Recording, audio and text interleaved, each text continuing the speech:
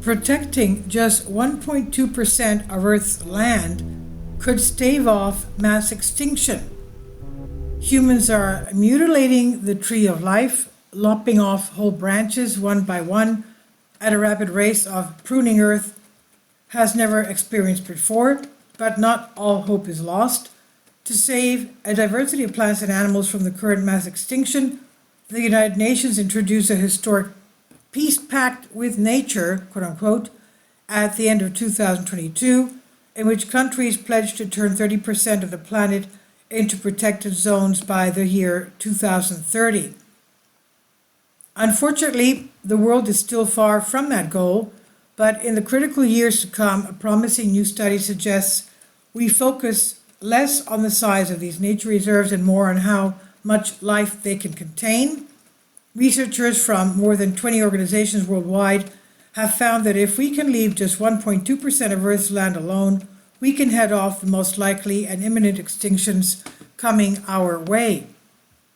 Most species on Earth are rare, meaning that species either have very narrow ranges or they can occur at very low densities or both, explains lead author Eric Dinnerston, a conservation biologist from the non-governmental organization Resolve, which tackles sustainable solutions to environmental problems.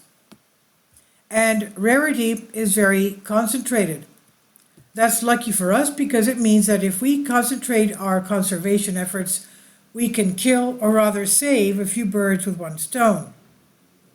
Still, the window of opportunity to act is about to slam shut, and right now, conservation efforts are not being as strategic as they could be, Dinnerston said, and his colleagues argue.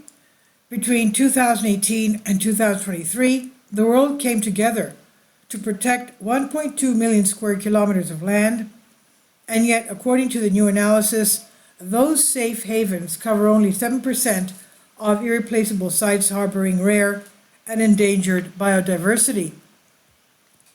To make conservation efforts as affordable and achievable as possible, Dinnerston and colleagues argue that there are lands that require the most attention, and as such, they should be deemed conservation imperatives. Using published global biodiversity data, the international team of researchers who hail from the US, UK, and China, Saudi Arabia, India, Brazil, Indonesia, and many more nations has come together to estimate where on planet Earth the most threatened species roam. The researchers identified more than 16,000 unprotected sites on land, and while that sounds like a lot, collectively these spots contribute to only 1.2% of Earth's terrestrial surface.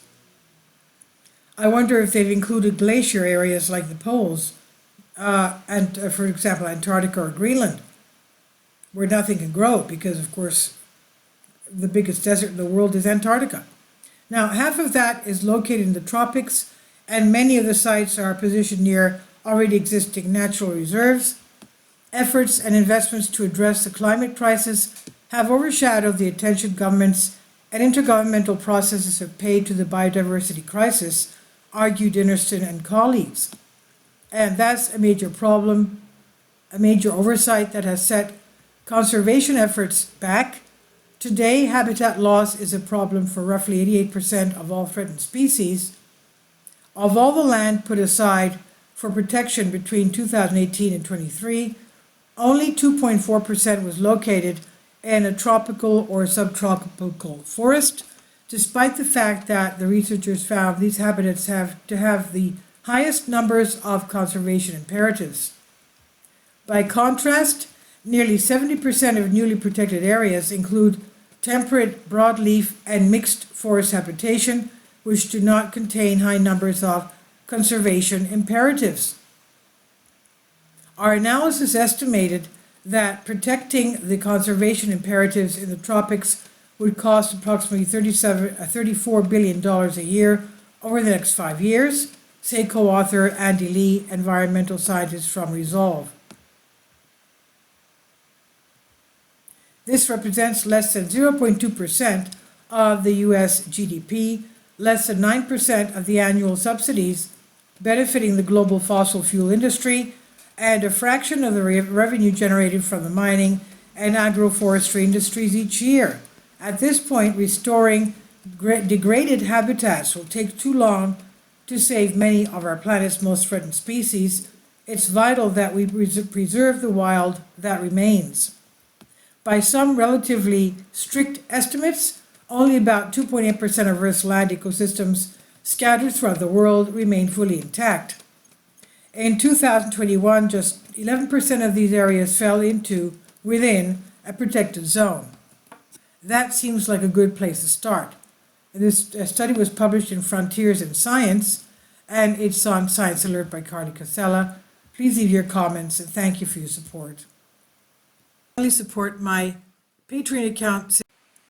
The daily posts are 5 videos daily, and they are totally different from what I have on my YouTube channel.